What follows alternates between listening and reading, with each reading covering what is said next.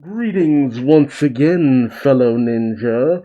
Duuz-Diz-Din back again with more Naruto. Konoha story, the Seam Ninja Scroll, where Mirai, Kakashi, and Guy are on a diplomatic mission on the day of Naruto's inauguration into being Hokage. Well, it's around that time. And as Mirai is usually on guard duty for Naruto, she has been sent on this particular mission to the land hidden in the steam, or hot water or whatever. The same land that Hidan comes from, the land of the cult of Jashin, the one who killed her father. The question now becomes, what will Mirai find on this mission where she looks to prove herself ultimately? And will it be more than what she bargains for? Join me as I find out, won't you? Alright. Chapter 3, Kakashi's Sacred Place. Is it just a nice place for him to read? Does he read in the bath or something? Mirai standing outside of a building with lots of people passing by. Mirai thinks to herself, this town, why does it seem like there are so many young couples here? See, this isn't helping the Kakashi and Guy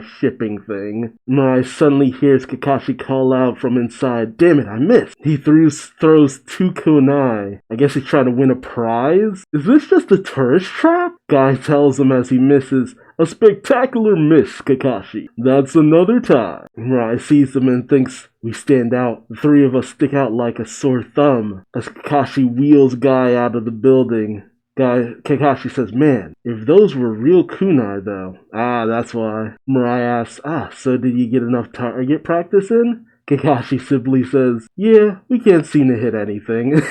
He's just playing around or something? Or is he doing it for Guy? Is Guy really that off his game? I wonder. Mirai thinks to herself, how could the 6th Hokage not manage to win a single prize? This is one of those situations where Mirai thinks less and less of Kakashi, and then he does something awesome. Guy says to Kakashi, we almost had it though. We both put up a good fight. Mirai thinks to herself, well, it was just a game. It's not like they'd go all out.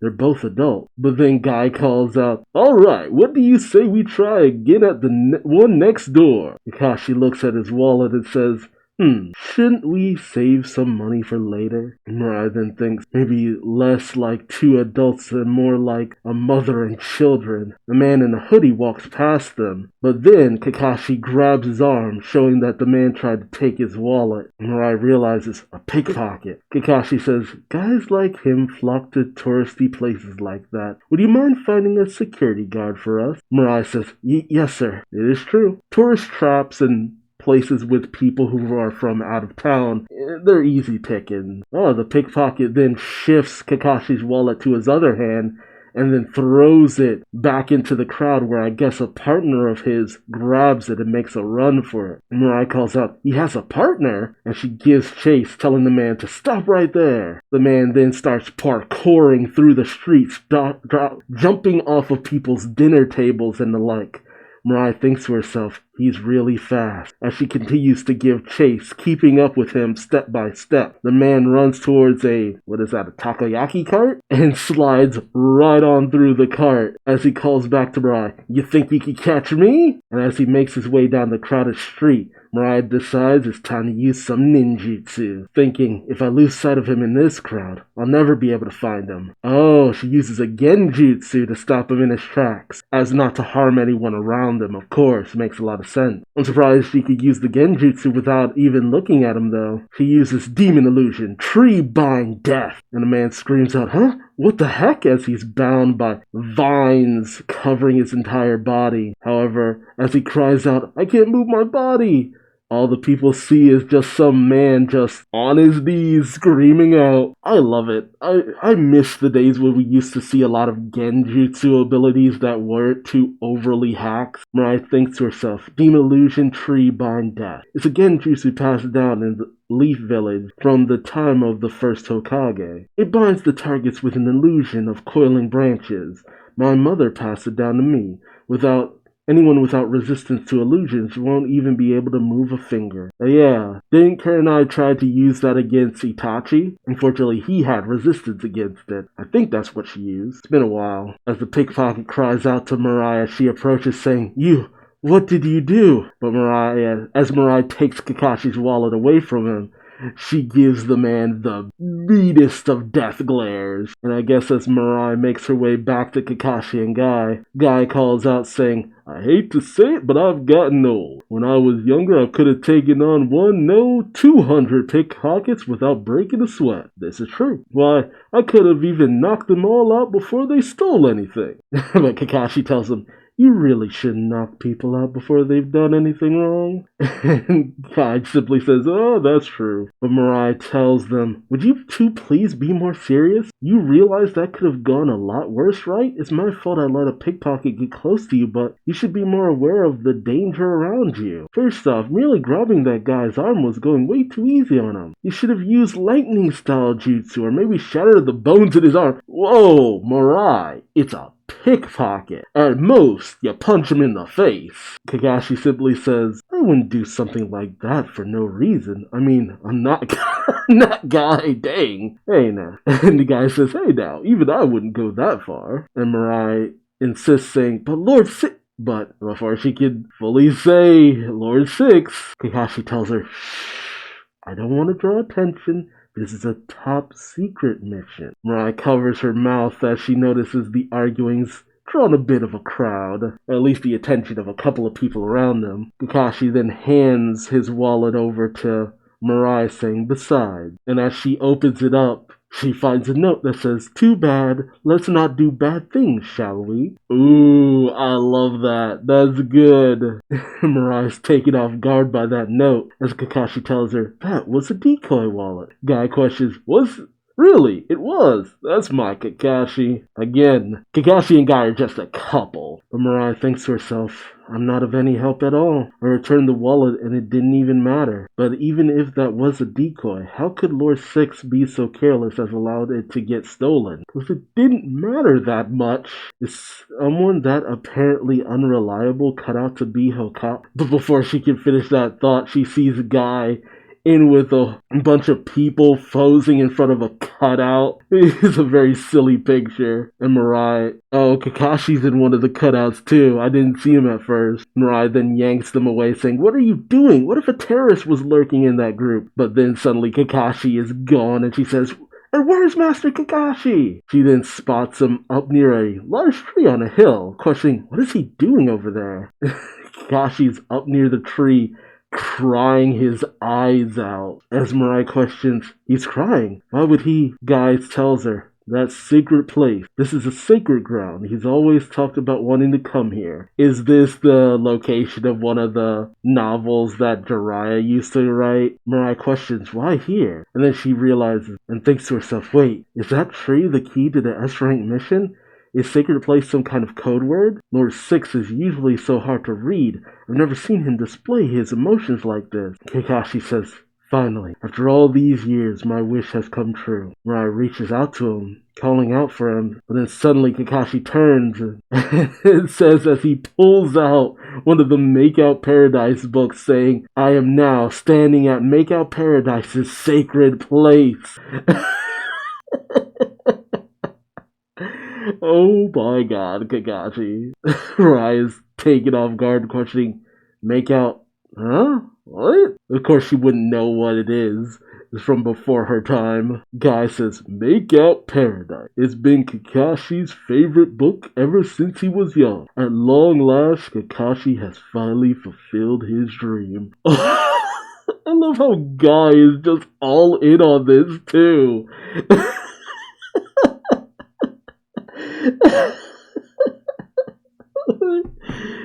It's silly, but it is so on brand for the two of them. The two men are just there, crying, as Mirai thinks, I don't get it. What a trashy name for a book. It is a trashy book. The person who wrote it has got to be just as trashy too. He was. Kakashi then says, this was a location used in the movie adaptation. Oh, in the Snow Princess movie, weren't they going to adapt, like, one of the books of Make Out Paradise? Is that canon now? I mean, canon. I'll choose to believe that it is. With the one princess who was an actress, too. What was it? I only know the English title, like Clash in the Land of Ice and Snow. I actually really...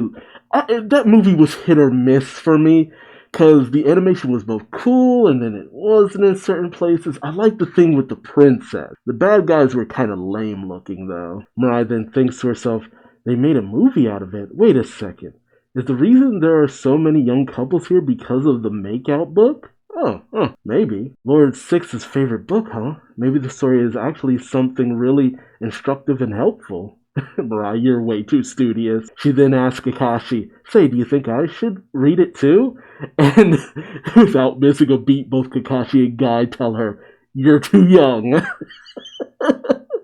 How old is she at this point? She gives off a vibe like maybe she's 15 or 16, maybe 17 at the oldest. She can't be 13 or 14, right?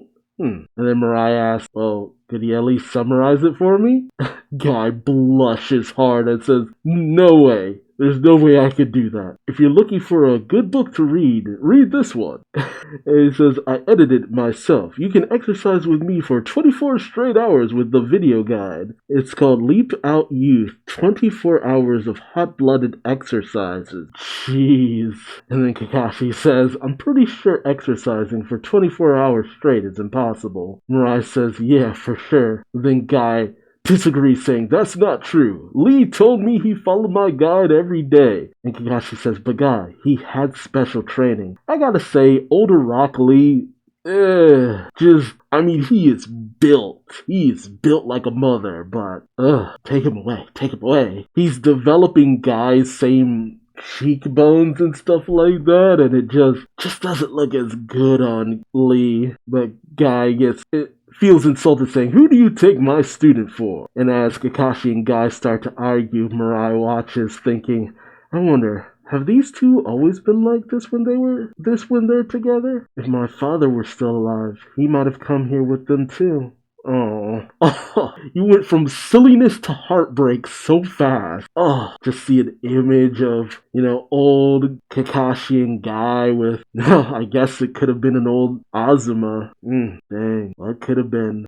Mirai, you are way too serious, and this poor kid. But she's taken out of the daydream when Guy says, that settles it. We're doing my famous exercise routine at the end. Mirai smacks her face and thinks to herself, snap out of it, Mirai. You're on a mission. Kakashi wheels Guy away and says, 24-hour exercises with all these hot springs around. Don't you think that's a bit much? Guy says, you're right. It's not every day we get to go to a hot spring. And it's not every day we get to go on a vacation. Mirai is taken off guard by that comment as her world kind of comes crashing down a bit as Guy continues saying, you do have it tough, Kakashi.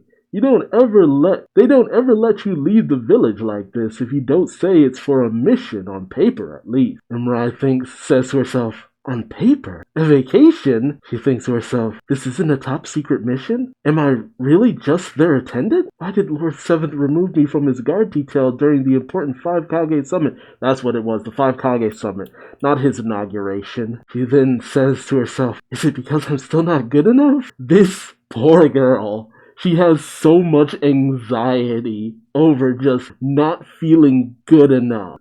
What is that, imposter syndrome or something like that? Like, she is anxiety-riddled trying to live up to her father's legacy. This poor girl. But I actually really like this side story. It has enough time to breathe. There's a good amount of pacing. I mean, yeah, we're not getting like a lot of action, but you get action beats every once in a while. Last chapter with the thieves and stuff, and this chapter with the pickpockets. You get the usual comedy affair of Kakashi and Guy, which honestly I've kind of missed. The one thing about the Boruto series that is kind of unfortunate, there's no real standout personalities, to be honest. The sillier personalities that get serious, intense moments and stuff like that. And you kind of get that with Boruto himself, but not really. I mean, if I'm being honest, this feels like kind of like a filler story from the Naruto and the Shippuden days, but I don't mean that in a bad way. I mean that more in the fact that a lot of times a lot of Shippuden filler wasn't that bad. It's just that so much of it ran back to back to back to back that it's just like you got tired of it. But a lot of that stuff was sometimes the only times you get to see some of the side characters do anything. Hell, it's only because of filler we really get moments with Tenten, Ino, Hinata, Kiba, Shino. Like, certain characters only get important because of filler. I mean, if I'm being honest, it almost feels like Kiba and Shino stop existing the moment we hit Shippuden. And I know they did stuff at Shippuden, but it's so few and far in between.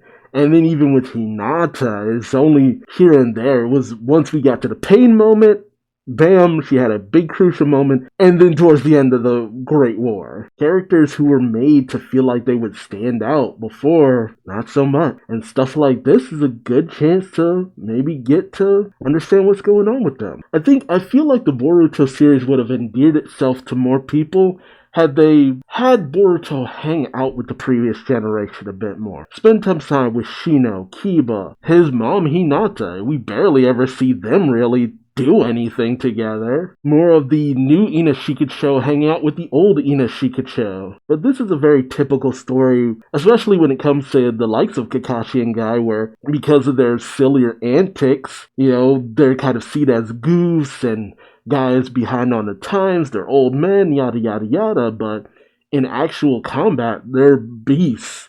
I mean, even past their prime, these guys could take out 100 or so enemy soldiers like that. But I'm interested to see what ultimately changes Mirai's mind about how she views Kakashi and Guy going forward. Because these are war heroes and stuff, man. It's a very obvious direction, but I like it. For all the love and affection that was pushed towards Mirai before she was born and right after she was born, the legacy of Ozma and all that, I like this. That's what really is carrying this story for me. Mirai's dedication to living up to the legacy that she holds. Kinda feels like this should have been a Konohamaru story though too, cause man, Konohamaru, despite being the sensei, the Kakashi to Boruto's Naruto, it don't feel that way sometimes. Hell, if anything, Konohamaru feels more like an Aruka at this point.